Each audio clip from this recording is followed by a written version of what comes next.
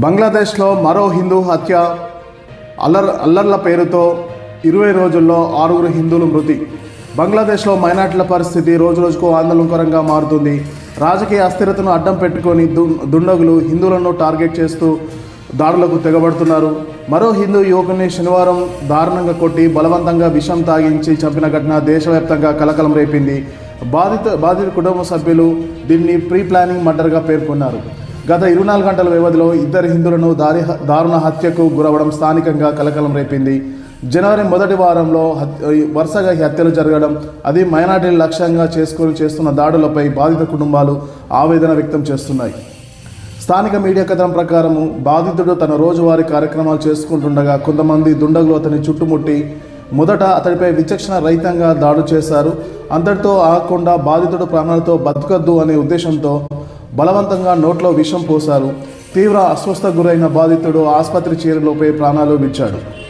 ఇది కేవలం ఏదో గొడవల జరిగిన హత్య కాదు. కేవలం హిందూ మతం కారణంగానే మాపై మా కుటుంబ సభ్యులపై హిందువులపై దాడులు జరుగుతున్నాయనేసి, అంతేకాదు హిందువులనే కారణం చేతనే నా భర్తను చంపారని బాధితుడి భార్య ఆవేదన వ్యక్తం చేస్తారు.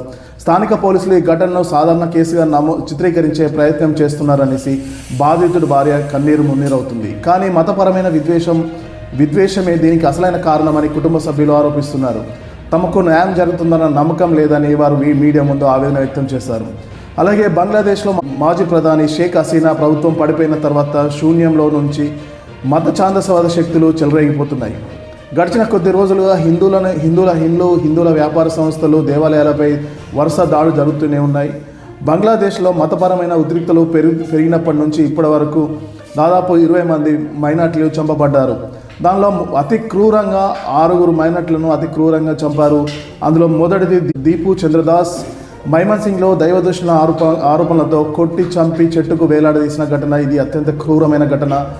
బోకాన్ చంద్రదాస్ షరియత్పూర్ జిల్లాలో పెట్రోల్ పోసి నిప్పంటించిన చికిత్స పొందుతూ మరణించాడు.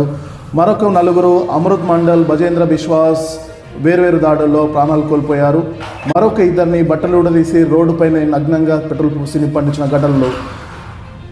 ఈ 6 ఘటనలు దాదాపు 20 మంది మైనార్టీ హిందువులు హత్య చేశారు. దానిలో ఈ 6 గంటలు అత్యంత చంపారు ఈ అల్లరి ముక్కలు.